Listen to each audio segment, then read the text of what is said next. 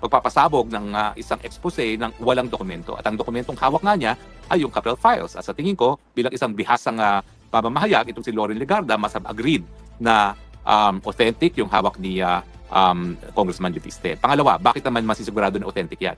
Kasi tapatan lang po. Si Loren Legarda, naging chairman din po ng Finance Committee ng Senate. Ibig sabihin, naging head din po siya ng Appropriations Committee ng Senate. She had a long time association with Yusek Cabral. And tapatan lang, lahat naman po talaga ng mga request ng mga mambabatas ay dumadaan kay Yusek Cabral. So kung ano man ang mga naging request ni Loren Legarda, at siguro siya na ay isa sa record holder sa pinakamaraming beses na nagsilbi bilang isang senadora, ganun katagal sila na nagkaroon ng relasyon ni Yusek Cabral. So kung merong pagkakatiwalaan si Yusek Cabral para dun sa kanyang mga files, at kung talagang si Yusek Cabral ay nagpaplano na maging state witness, tingin ko si Leandro Leviste talaga ang kanyang pagkakatiwalaan. Bakit hindi mismo si Senator Legarda? Well, unang-una, si Senator Legarda ay isang bihasang politiko. Ayaw niyang pumanik sa kahit kanino ngayon sa nagbabangga ang dambuhala ng Marcos at saka Duterte. Bagamat Hindi inaresto ng ICC si PRRD siya'y dinukot ng mga Pilipino at isinuko sa mga dayuhan. Matapang na kinontra ni Philippine Ambassador to United Kingdom na si Teddy Boy Locsin Jr. ang isang post sa social media na nagsasabing inaresto ng International Criminal Court o ICC si dating Pangulong Rodrigo Duterte dahil ayon kay Locsin, hindi ito isang pag-aresto kundi isang pagkidnap na ginawa mismo ng mga Pilipino at mas masahol pa, isinuko pa raw ito sa mga dayuhan. Ang pahayag ni Locsin ay tugon sa post ni Philip Lustre Jr. na nagsabing nang tanungin si Rodrigo Duterte ng isang nakababatang mambabata sa isang pampublikong pagdinig ng Kongreso kung handa siyang humarap sa ICC. Mayabang siyang sumagot, sipain ko ang mga taga-ICC ngayong nakakulong na siya sa kulungan ng ICC. Hindi na niya kayang bigkasin ang mga salitang iyon, kinain niya ang mga iyon, tapos na siya, salamat ICC. Sa kanyang Facebook account, marin itong tinutulan ni Ambassador Teddy Locsin dahil maling-malian niya ang ganitong klase ng naratibo. Ayon pa sa kanya, si Rodrigo Duterte ay hindi inaresto ng ICC, siya ay dinuko ng mga Pilipino sa Pilipinas at isinuko sa mga dayuhan. Kung siya ay may kasalanan, ipinahahayag natin na ang ating bansa at gobyerno ay walang kakayahang siya ay panagutin. Dagdag pa ni Locsin, sa ganitong gawain, tinalikuran mismo ng bansa ang diwa ng soberanya, ang kakayahang magpatupad ng sariling hustisya. Sa paggawa nito, tinalikuran natin ang unang katangian ng soberanong kalayaan, ang pagkakaroon ng epektibong sistema ng hustisya. Binanatan din ni Locsin ang paniniwala ng ilan na kailangang mga dayuhan, lalo na mga taga-kanluran, ang humusga sa mga Pilipino. Ang idea na ang mga dayuhan, lalo na ang mga taga-kanluran, ay maaaring humusga sa atin ay lubhang kasukulam-sukulam.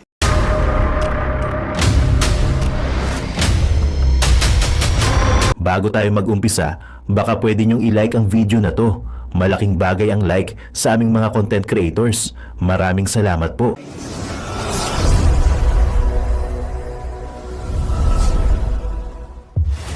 Isa sa tingin ko kung bakit bumagsak ang rating ni Bongbong Marcos, yung kanyang mga vlogger. Kasi bobo rin eh.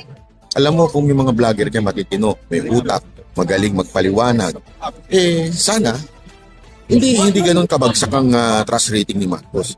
Kaya ang problema kasi, yung mga vlogger niya, ang focus, yung mga Duterte supporter, ang walang ginawa kung hindi siraan, babuyin, ang akala nila sa pamamagitan nun, mananatili yung trust rating ni Bongbong Marcos. Hindi eh. Lalo tuloy yung mga tao na bibwisit sa kanila. Kasi mantakin mo ha, nabudol na nga nila yung mga Duterte supporter. Diba? Nung nakaraang 2022 election, nabudol na nila eh. Nasira nila, napaniwala nila na okay to si Marcos, napaniwala nila na yung gold ay pamimigay at mawawalan tayo ng utang. Yan yung mga napaniwala nila noon eh, di ba? Pero ano nangyari? Wala. Kesa na maniwala, nakaramdam pa ng pambubudol. Nakaramdam pa na parang niloko sila. Tapos ngayon, itong mga vlogger niya, ang focus, siraan lang ang mga Duterte supporter. So, kaysa na makumbinsi mo na wag magalit kay Marcos, lalong nagalit. Isa pang kaya na bumaba itong rating ni Marcos, sa tingin ko yung ginawa niya kay Pangulong Duterte. Kasi, huwag mo natin kakalimutan, yung unit team noon, noong 2022, ay karamihan dyan ay mga Duterte supporter. Boto ni VP Sara Duterte yan eh. Kaya lang naman yung mga yan nag-Marcos dahil kay VP Sara Duterte. Dahil naniwala sila na pag nanalo si Marcos, ipagpapatuloy yung bill. Di ba? Hindi ipakukulong sa ICC si Pangulong Duterte. Parehong sablay doon si Marcos. Kaya tuloy, mas lalong nagalit itong mga sumuporta sa kanya noong 2022. Alam natin na ano yung mga Duterte supporter yun. Diba? Sa totoo lang, ang dami kong kaibigan dyan na Duterte supporter na napilitang sumuporta kay Marcos dahil nga naman, itong si Marcos daw ang magpapatuloy at hindi magpapakulong kay Pangulong Duterte. Diba? Parehong sinablay niyan ni BBM. At tuloy, nagalit na itong mga Duterte supporter. Kaya bumagsak ang rating ni Marcos. Pang nagpabagsak dito kay Marcos sa kanyang ratings, walang iba po hindi yung mga pangako niyan na babali. Ang hilig niya kasing mangako Halimbawa na nga lang yung 20 pesos na bigas. Alam nyo, kahit pa sabihin niyang paulit-ulit na yan ay pangarap lamang at gusto lamang na niyang makampanya, yung ganyan-ganyan, yung palusot niya yan di ba? Yung, hindi ko naman pinangako yan. Pangarap ko lang yan sa Pilipinas. Alam mo, yung mga ganyan pangako, yung mga Pilipino, mga kababayan natin, talagang inilalagay nila sa puso nila yan. Hindi yan loko-loko. Sabihin, hindi yan yung parang, biru-biruan, presidente ka, magbibiro ka, o kaya kandidato ka, gusto mo to, tapos sasabihin mo, pagka panalo mo, wala, biro ko lang yan, o kaya sasabihin, wala, ko lang yan, pangarap ko lang yan. Hindi pa pwede yung gayon. Ang hilig niyang humirit di ba? Aside siyempre, doon sa ICC, alam na natin yun, pinangako din yan na hindi siya doon sa ICC. Nabali din yan. Ano pa? Yung sinasabi niyang walang magugutom. Yung mga kalokohan yan di ba?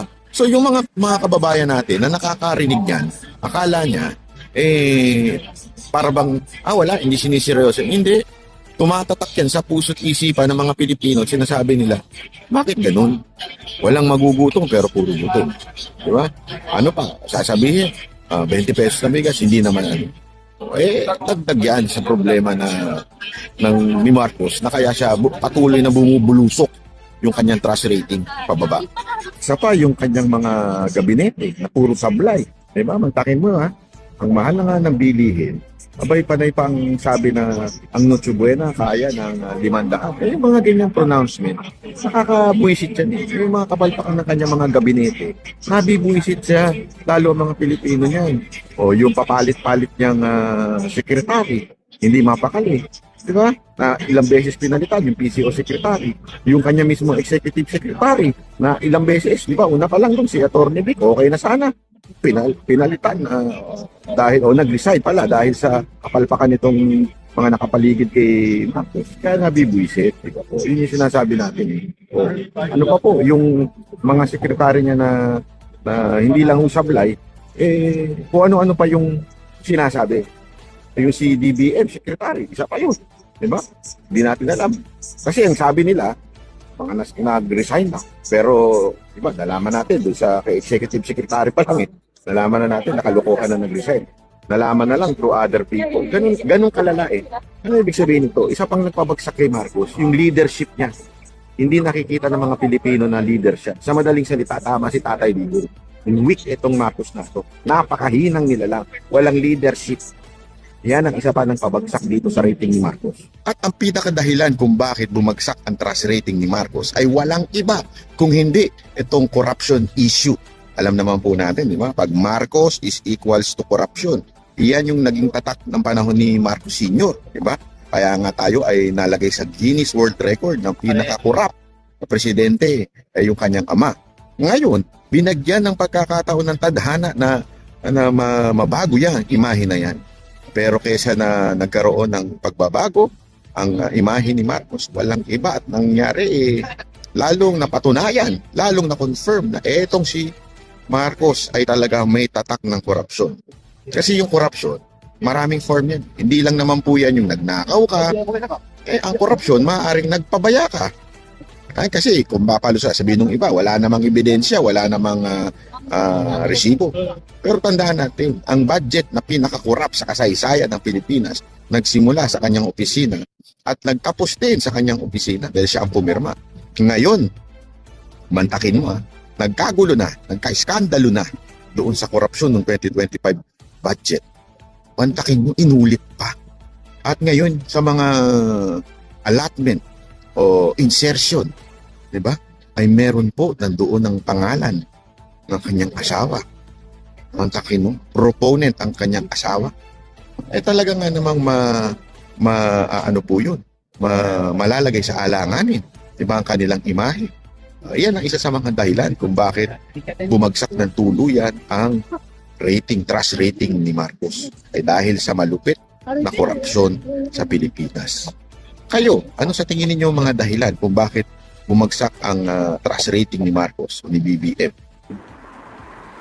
Hello! Akala nyo hindi ako makakapag-live, no? Dahil late na eh. Hindi pa ako nagla-live. Well, alam ko po na ang huling live ko ay 27 pa. Hindi ko po makakalimutan yung 27 kasi yun din yung araw na yung bumisita kong anak ay umuwi. Pero nagkaroon naman po ako ng Merry Christmas kasi nabisita ko na isa kong anak, no? Siyempre, naging sad nung umuwi, pero we have to keep on going. Fight, fight, fight lang po. Yan talaga ang ating motto.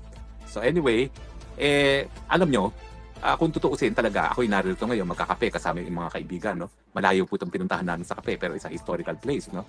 Pero importante na mag-live tayo. Bakit? Kasi feeling ko, pinagtutulungan ng mga bangag itong si Congressman Leandro Legarda Leviste. Dahil doon sa tinatawag na Cabral Files. Kita nyo ha, unang-una, ang sinabi nila ay, nako, yung Cabral Files na yan, sapilitang kinuha yan ni Leandro Leviste. Ano ibig sabihin nun? Ibig sabihin inamin nila na authentic na. Kasi bakit naman kukunin ng sapilitan isang bagay na hindi naman totoo?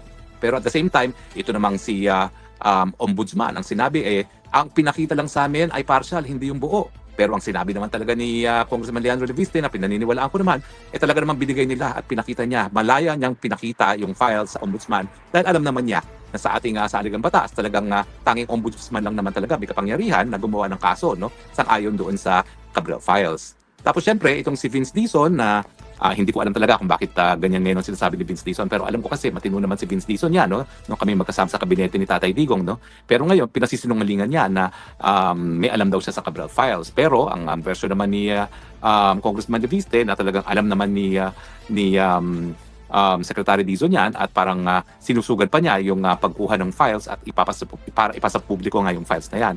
Ako, pagkakaalam ko kay Secretary Dizon, yan ang gagawin niya. Kasi si Secretary Dizon, ang pagkakaalam ko sa kanya, siya ay matino at malinis at he believes in transparency.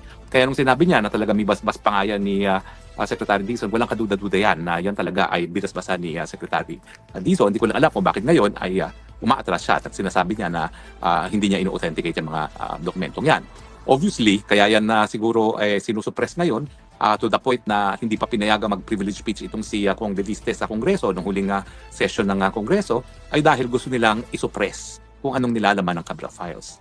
Ano ba nang alam natin sa nilalaman ng Cabral Files? Unang-una, diyan natin malalaman yung 100 billion na insertion din ni Bangag dun sa 2025 budget at saka posible rin na baka nandun din yung 2026 budget na 100 billion din na sabi naman ni Congressman Zalisco ay meron talaga, no? At siya pa nag-deliver ng 25% ni Bangag, no? Pangalawa, yung mga cabinet secretaries na talagang may mga sarili silang mga insertions at syempre, ang pinaka-importante, sino-sino sa mga congressman at senatong talaga ang mayroong mga malaking mga insertions, no, sa budget. Mga insertions na yan po yung talagang hindi dapat na dyan dahil hindi po yan kasapi doon sa binuong NEP, no, National Expenditure Plan, at yan ay ipinasok lamang habang dinidinig ang budget sa Kongreso. O nga pala po, no, sabi ng bilyonaryo, meron daw kung 8 million na insertions. Well, una-una po, hindi po insertions yan. If at all, siguro po yan ay mga maliliit na proyekto, hiningi ng mga mayor na dumadalaw sa akin nung ako'y spokesperson. Ang ginagawa ko po dyan ay sinusulatan ko ng DPWH kung pwedeng ma-accommodate yung request ng mayor. All the time po, kapag meron akong request, meron namang accompanying letter from the LGU na nagre-request. Kumbaga ako, I'm just endorsing. Now, kung yan po ay napapasok sa NEP, hindi po yan insertion. Kasi yan po ay talagang dumaan sa proseso dyan sa DPWH. Ang insertion po, hindi kasama doon sa budget proposal ng DBM at ng Presidente at syempre, pinasok lang ang proyekto dyan na mismo sa Kongreso. So yung 8 million, na hamak 8 million na mga multipurpose hall sa mga lugar gaya ng Ifugao, I'm sure po yan po ay sinama na sa NEP dahil nga po meron namang request ang mayor at yung request ng mayor ay inendorso ko lang po. Hindi po yan insertion at all kasi yung mga panahon na yon ay hindi na po ako miyembro nga ng Kongreso. So hindi na ako po pwede mag-insert. Wala na akong capability to insert. In any case, balikan natin si Kong Leandro Leviste. Bakit baka panipaniwala yung capital files na yan? Unang-una, hindi para isugal ni Congressman Leviste ang kanyang pangalan. Huwag niyong kakalimutan, hindi lang naging gobernador ang tatay niya na Leviste, hindi lang yan isa sa pinakrespetadong politiko ng Batangas, ang nanay niya ay si Loren Legarda. I am sure that Loren Legarda is also guiding itong si Congressman Leviste. At si Loren Legarda naman po, isang bihasang mamamahayag. So hindi yan papayag na yung anak niya ay magpapasabog ng isang expose ng walang dokumento. At ang dokumentong hawak nga niya ay yung capital files. At sa tingin ko, bilang isang bihasang mamamahayag, itong si Loren Legarda must have agreed na authentic yung hawak ni Congressman Leviste. Pangalawa, bakit naman masisigurado na authentic yan? Kasi tapatan lang po. Si Loren Legarda, naging chairman din po ng Finance Committee ng Senate. Ibig sabihin, naging head din po siya ng Appropriations Committee ng Senate. She had a long time association with Yusek Cabral. And tapatan lang, lahat naman po talaga ng mga request ng mga mambabatas ay dumadaan kay Yusek Cabral.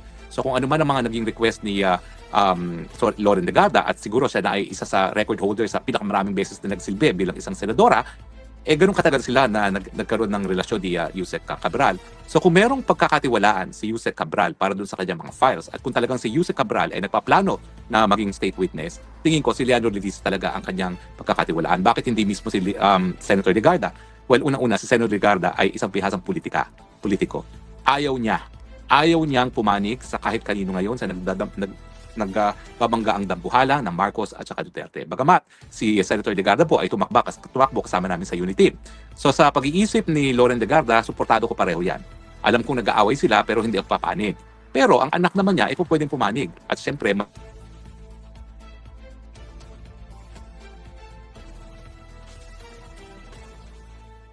talagang maninindigan na isiwalat ang katotohanan kung hindi talaga siya nagdesisyon na talagang dito na siya sa panig ng mga Duterte, no? At siyempre, habang lumalabas ang mga expose niya, ang mga tinatamaan ay ang Bagag Administration, no? So sa akin, malinaw po na talagang si Leandro Leviste would have received advice from a very seasoned journalist na wag ilabas yan kung sa tingin niya ay walang means of verifying it or authenticating it. So sa tingin ko, it had the benefit of the wisdom of Senator Legarda, not only as a senator pero also as a journalist na authenticated yan, pwede mong gamitin yan. Pangalawa, pinagkakatiwalaan talaga ni Yusek Cabral kung hindi si Congressman na Leviste, kundi yung nanay niya because of the very long relationship that they've had. At ang duda ko talaga, si Yusek Cabral may not have been innocent. Hindi siya inosente, talagang kumita rin siya. Pero alam naman niya na yung kanyang pagkakakita ay incidental lamang. Na ang tunay ng mga kumita ay yung mga politiko na nagsisimula nga sa presidente mismo. Sa tingin ko, kaya talagang sinusupin nila ang Cabral files na yan dahil alam nila ang tatamaan walang iba kundi ang presidente. Lalong-lalo na yung sinasabi ni Zaldico na 100 billion insertion ng presidente sa 2025 at 2026 budget. At bukod pa dyan, syempre, no, meron naman mga fiscal evidence. O, di ba? Sinasabi lang nila na yung tape na lumabas, sapilitang kinukuha ni Leandro Leviste kay Yusek Cabral yung mga dokumento. Well, kung nakita ko mga picture, hindi naman po mukhang distress si Yusek Cabral. Paano naman siya magiging distress? Kumbaga, teritoryo niya yun DPWH. Kaya nga po mga politiko, never po yan pinupuntahan ni Cabral sa Kongreso. Sila po talaga nanliligaw kay Cabral dyan sa DPWH. Pupunta sila sa teritoryo ni Cabral. So paano naman ang gagawin ni Leandro Leviste na dun pa sa teritoryo ni Yusek Cabral niya sapilitang kukunin ang mga dokumento? Doon sa nakita kong mga larawan po, hindi naman po mukhang distress si Yusek Cabral. Mukhang malaya niyang binibigay ang mga dokumento kay Congressman Leviste. So ang conclusion ko po, siguro itong si Yusek Cabral, talagang isisiwalat na rin ng katotohanan. Aayusin lang niya yung kanyang testimonial immunity. Kasi alam niyo naman, pag ikaw nagsalita na walang pangakong immunity as a state witness or under the Witness Protection Program, lahat ng sasabihin mo may be used against you, di ba? Kaya nga ang yung warning ng Miranda rights, no? Anything that you say may and will be used against you, no? So dapat you have the right to be silent. At habang inaantay niya yung proseso niya, hindi ko alam kung ano nangyari. Siguro yung mga natatakot na ma-implicate ni Cabral sa talagang wide scale at saka talagang wala nang kahiyang kakorupsyon, no? At pag pandarambong ay siya nang nagdesisyon na kinakailangan mapatay na itong si Yusek Cabral nang sa ganon, mapatahimik at maging sekreto ang kanilang mga pandarambong. Pero alam nyo, buti na lang, binigay ni Yusek Cabral kay Congressman Leviste. Kasi miski siya ay napatay, nandyan pa rin yung dokumento na iniwan ni Yusek Cabral at hindi po pwede yan baliwalain ng kahit sino. Sinasabi nila hindi raw ma-authenticate. Paano si Leandro Leviste na talagang magsasabi na binigay sa kanya ni Cabral bago mamatay? Diba? At hindi natin alam, baka meron pang ibang mga kasulatan si Yusek Cabral na magpapakita na ibinigay nga yung mga dokumento na yan na meron na siyang kumbaga gut feel, na baka nga malapit na ang kanyang kamatayan dahil merong mga tao na magpapatahimik sa kanya. Well, kung nasaan ka man, Yusek Cabral, maraming salamat naman at iniwan mo ang smoking gun. Ito nga po yung Cabral Papers, no? At dahil dito, malalaman namin talaga bilang mga mamamayan kung sino talaga ang mga pinakawalang ya sa gobyerno na talaga naman pong yumaman dahil nga po sa pondo ng DPWH. Well, maraming salamat Yusek Cabral at maraming salamat Congressman Leandro Leviste. Alam ko, pagito ka at pagkamat ang nanay mo isang napakabitaranong senador, syempre alam ko na alam mo rin kung ano yung risk na ina-undertake po ngayong linalabanan mo mga napuhalang mga magnanakop sa gobyerno. Buti na lang po merong Leandro Leviste, buti na lang po merong Kong Miao Miao, itong dalawang kongresista nito nagbibigay sa atin ng pag-asa na mayroon pa talagang pagkakataon ng Pilipinas na umunlad dahil darating ang panahon na mga leaders natin ay gaya ng mga kabataang kongresista, Leandro Leviste at Congressman Berganza. Sa oras na ito, bibigyan po natin ng pagpapaliwanag at mga mayor na punto itong napaulat na sadsad at lugmok, halos nosedive. Ito pong trust and approval rating ni Marcos Jr. At ano po ang epekto nito sa ating ekonomiya at sa kabuhayan ng mga mamamayang Pilipino. The worst ever for a president to have a negative below zero na trust and approval rating sa history ng ating politika at panggobyerno sa Pilipinas. Hindi pa po natatapos ang kanyang termino, halos nangangalahati pa lang si Marcos Jr. sa kanyang 6-year term bilang presidente ng Pilipinas simula noong 2022 ay lugmok at sadsad na po sa lupa ang kanyang trust and approval rating. Again, uulitin po natin, ang trust rating, ito po yung pagtitiwala. Ito po yung kumpiyansa ng mamamayan. Kung ikaw ba ay nararapat pa na manatili bilang presidente at naniniwala pa sila na ipagpapatuloy mo ang bilang matino at maayos na leader. Ang approval rating, ito naman po ang pagsang-ayon o ang pagbibigay ng approval ng taong bayan kung sila ba ay pumapayag at pumapabor pa na ikaw ay mananatili bilang presidente. So sa kasaysayan po ng politika sa Pilipinas, si Marcos Jr. po ang isa sa may pinakamalala at pinakamalubha na negatibo ang pagtingin at pagtanggap ng mamamayan kahit pa na nangangalahati pa lang ang kanyang termino. Halos 3 taon pa lang siya sa pagka-presidente. Pero sa 3 taon ni Marcos, mga kababayan, mahigit 4 na trilyong pesos, 4 trillion pesos po, ang inutang nito na wala namang pinatunguhang makabuluhan at para sa interes at kabutihan ng mamamayan. Mga utang na babayaran ng henerasyon ng mga Pilipino, subalit ang nakinabang at nagpasasa ay ang mga buwetri at gahaman na magnanakaw ng mga politiko na kasabwat ni Marcos sa pagnanakaw at nila Romualdez. Yan po ang katotohanan kung bakit galit ang sambayan ng Pilipino kay Marcos Jr. Pangalawa po, malinaw na ang kanyang pagkakalugmok sa kanyang trust and approval rating ay self-inflicted. Pag sinabi pong self-inflicted, si Marcos mismo ang may kagagawan kung bakit sumadsad at nag-nosedive at direkta sa basurahan ang trust and approval rating ni Marcos. Sapagkat lalo pong lumala ang kahirapan, lumalaganap ang kagutuman at kawalan ng trabaho at nalulugmok ang kabuhayan ng milyong-milyong mga Pilipino. We have never seen a situation kung saan po 6 sa bawat 10 Pilipino sa ilalim ni Marcos Jr. ang nagsasabi na sila ay hindi nakakakain ng 3 beses sa isang araw. Ibig sabihin po, ito ay tinatawag na involuntary hunger. Ang pagkakahulugan po ng involuntary hunger ay ang pagkakawalan ng kapagkakayanan at oportunidad na makakumpleto ng 3 beses na pagkain ang mga mamamayan. Yan, palatandaan po yan na ang nabubulok na politika ng pagtataksil at marumi ng mga propagandang ginagawa ni Marcos Jr. ay nakakaapekto sa ekonomiya ng taong bayan at ng buong mamamayan sapagkat nawawala po ang trust and confidence ng mga mamumuhunan, ng mga negosyo at pati na ng mga international creditors. In fact, ang budget na ipinasa o ipapasa nila Marcos sa January na mayroon pa rin pong mga nakakarga na insertions, pork barrel at mga papalusutin na dudurubuhin ng mga pundo at kukurakutin sa kaban ng bayan, napapayagan niya ito kapag pinirmahan niya ang General Appropriations Act for 2026, lumalabas na zero credibility po ang gobyerno ni Marcos pagdating sa mga creditors sa international. Isa dyan na halimbawa, ang Korean government ay iniatras po nila ang 27 billion pesos na counterpart sa loan agreement or grant with loan agreement para sana sa pag-rehabilitate ng mga tulay. Sa Pilipinas, pinigilan po ng Korean government ng South Korea ang tinatawag po na counterpart na mga 27 billion pesos. Pangatlo, mga kababayan, lumagana po ang walang trabaho sa ilalim ng gobyerno ni Marcos. Umaabot po sa mahigit 5 milyon na mga mamamayan ang walang trabaho. Ibig sabihin po na wala ng trabaho o dati nang walang trabaho.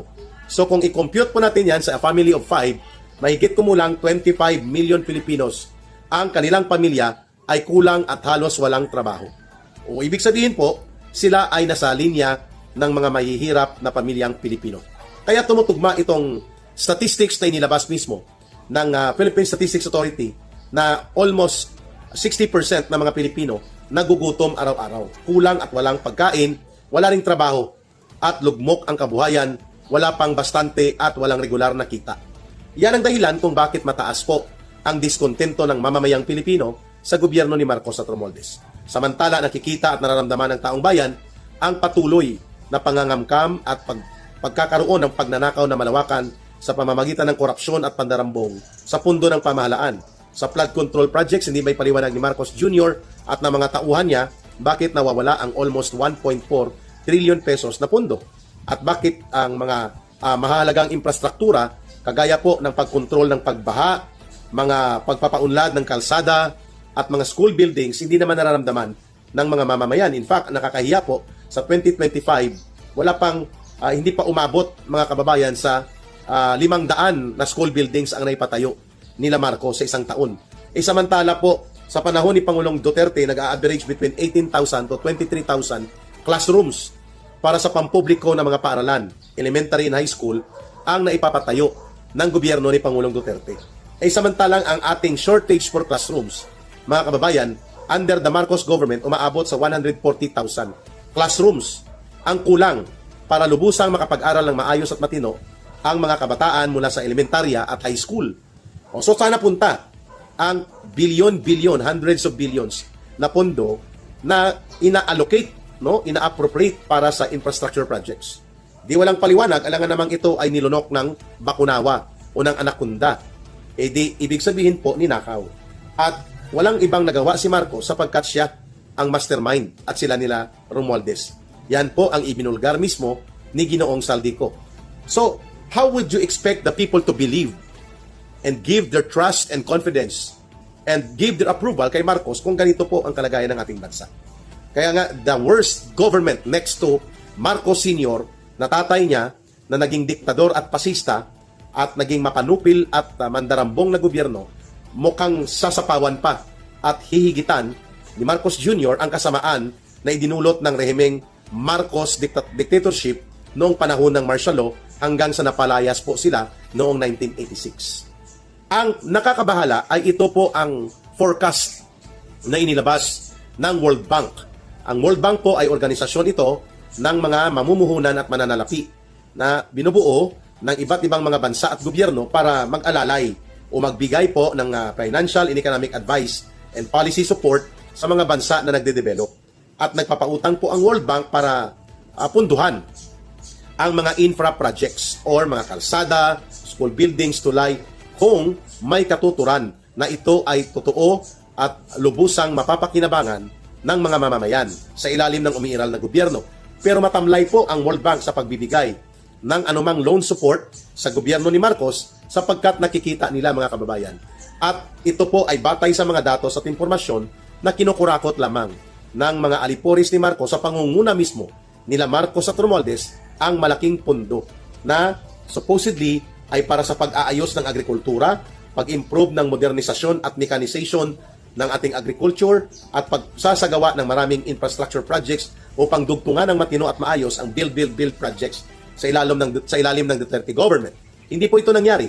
Kaya ang mga international creditors, financial and credit ratings groups, nakikita nila na isa sa pinakakurap at pinakabulok na gobyerno ngayon na umiiral sa mundo ay ang gobyerno na pinamumunuan ni Marcos at nila Romualdez. The reason na ang budget for 2026, mahigit 1 trilyon po dyan uutangin sapagkat kulang ang revenue collection, kulang ang projection para sa pangungulekta ng buwis para mapunuan po ang budget expenditures na ipapatupad for 2026, kailangan mangungutang ang gobyerno ng mahigit 1 trillion pesos. Pero wala na pong tiwala ang mga international creditors. They are no longer giving any credit approval or credit integrity kay Marcos sapagkat siya po at ang kanyang gobyerno ay hindi nagkakaroon ng matino at may integridad at may dangal na uri ng pag-aalaga o pag-aaruga sa pundo at proyekto na para sana sa kapakinabangan ng mga mamamayan.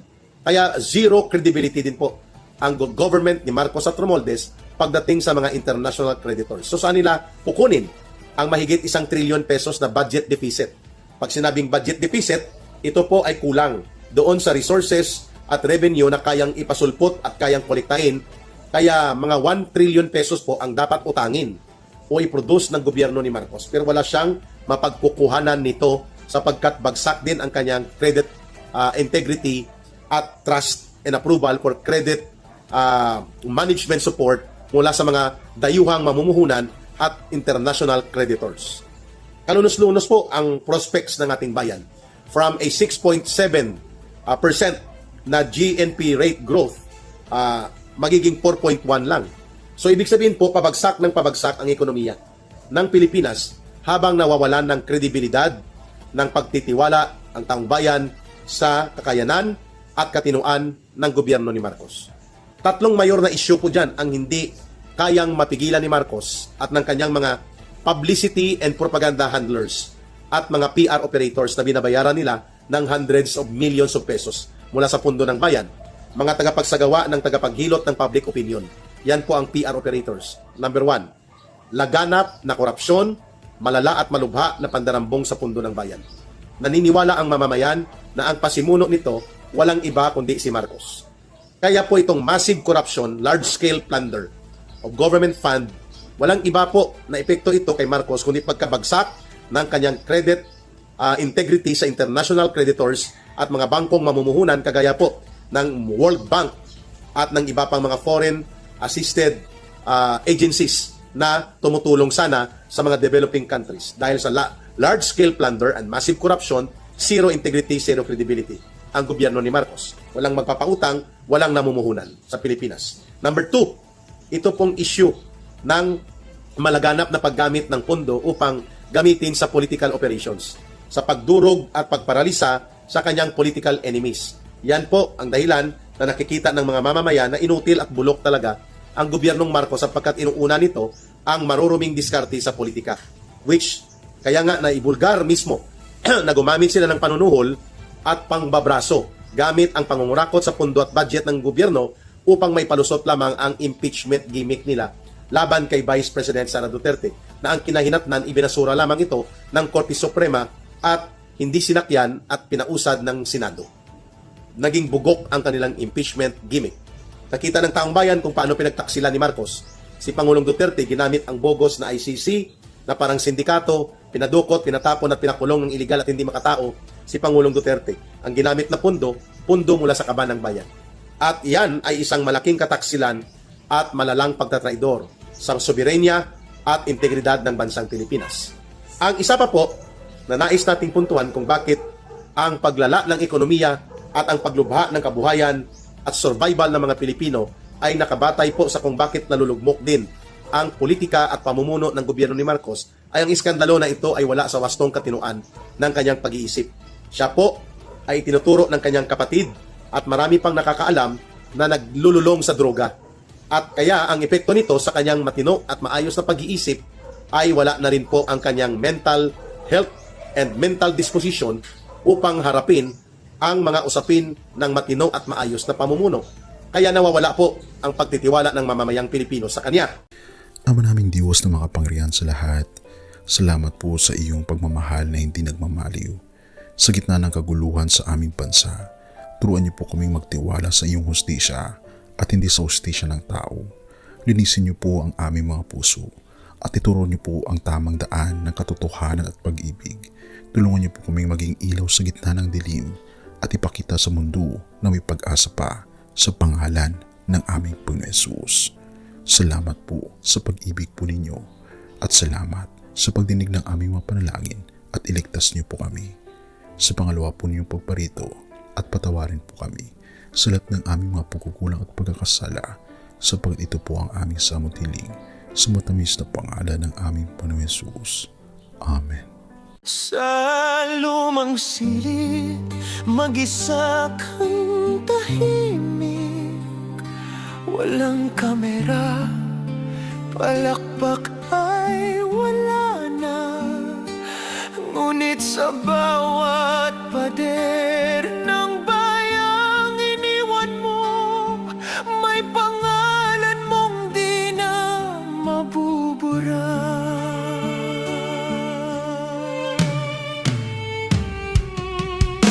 Minsan kang naging balikat ng mahihina, kalaban ng takot, kakampi ng masa. Di mo man laging nasabi ang tama, pinili mong ipaglaban ang madla. Hindi ka saktan gaya naming lahat, pero tumindi ka nang walang pag-atras. At ngayong pagod ka na, tatay, kami naman ang sasalo ng bawat bigat.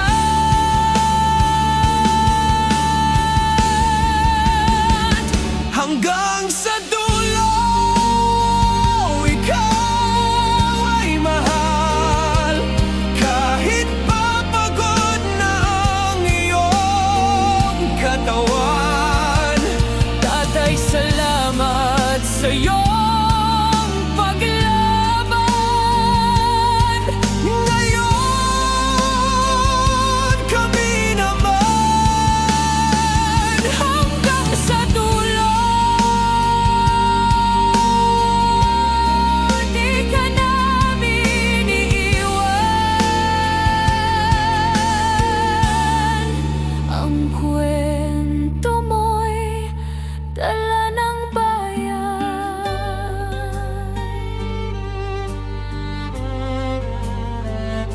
Tahimik ka na sa mga batikos, wala nang tugon, wala nang galit, pero sa mata ng mga maralita, naroon pa rin ang tapat mong alaala.